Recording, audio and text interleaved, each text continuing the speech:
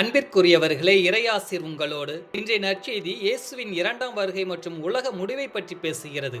இங்கு இயேசு பயன்படுத்தும் நோவா மற்றும் லோத்துவின் கால நிகழ்வுகள் வெறும் கதை அல்ல. இயேசுவின் காலத்தில் வாழ்ந்த யூதர்கள் மெசியாவின் வருகை உலகை மாற்றும் ஒரு மாபெரும் நிகழ்வாக இருக்கும் என்று எதிர்பார்த்தார்கள். ஆனால் அது எப்போது நிகழும், எப்படி நிகழும் என்பதில் அவர்களுக்கு தெளிவு இல்லை. லோத்தின் மனைவி அழிவிலிருந்து தப்பி ஓடினாலும் தன் பழைய வாழ்க்கையின் செல்வங்கள் மீதும் உலக பற்று மீதும் கொண்ட ஏக்கத்தால் திரும்பி பார்த்து தண்டனை அடைந்தாள்.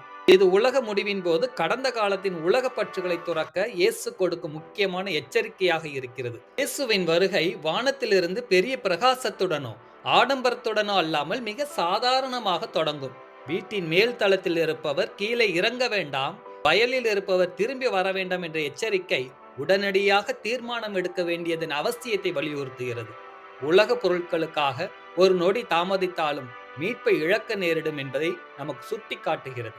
ஒரே இடத்தில் இருவர் வேலை செய்வதை அல்லது உறங்குவதை குறிப்பிட்டு ஒருவர் எடுத்துக்கொள்ளப்படுவார், மற்றவர் விட்டுவிடப்படுவார் என்று இயேசு ஏன் சொல்லுகிறார்? இது கடவுளின் நியாய தீர்ப்பு தனிப்பட்ட மிகவும் நெருக்கமான ஒன்றாக இருக்கும் என்பதை காட்டுகிறது.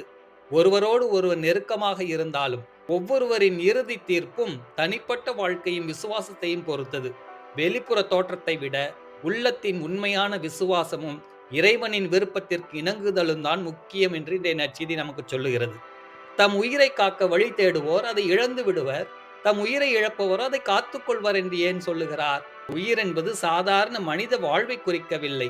அது சுயநலம், உலக இன்பம், தற்காலிக பாதுகாப்பு போன்றவற்றுடன் பிணைக்கப்பட்ட ஒரு ஆத்மாவை குறிக்கிறது. இயேசுவின் பொருட்டு உலக பற்றுகளையும் சுயநலத்தையும் தற்காலிக பாதுகாப்பையும் துறப்பவர்களே நித்திய ஜீவனை கண்டடைவார்கள். இதுவே உண்மையான சீடத்துவத்தின் விலை என்று இயேசு நமக்கு சொல்லுகிறார். சீடர்கள், ஆண்டவரே, இது எங்கே நிகழும் என்று கேட்கும்போது இயேசு, பிணம் எங்கே இருக்கிறதோ அங்கே கழுகுகளும் வந்து கூடும் என்று பதிலளிக்கிறார். நியாய தீர்ப்பை ஒரு குறிப்பிட்ட இடத்துடன், அதாவது எருசலேமோடு இணைக்க முடியாது. கழுகுகள் ஒரு பிணத்தை கண்டறிவது போல கடவுளின் நியாய தீர்ப்பு தேவைப்படும் இடங்களில் அல்லது அது நிகழ வேண்டிய இடங்களில் அது தானாகவே வெளிப்படும். அடையாளத்தை தேடாமல் நம்மை நாமே தயார் செய்து கொள்வதே இன்றைய நாளின் அவசியமாக இருக்கிறது. ஆக இயேசு சொல்லுவது என்னவென்றால், நோவாவின் காலத்து மக்கள் உண்டார்கள், குடித்தார்கள், நாமும் உண்கிறோம், குடிக்கிறோம், அது தவறில்லை. ஆனால் நாம் உண்ணும்போது அந்த உணவை கொடுத்த கடவுளின் கிருபைக்கு நன்றி சொல்கிறோமா? நாம் உலக பொருட்களின் பக்கமா அல்லது நித்திய வாழ்வின் பக்கமா?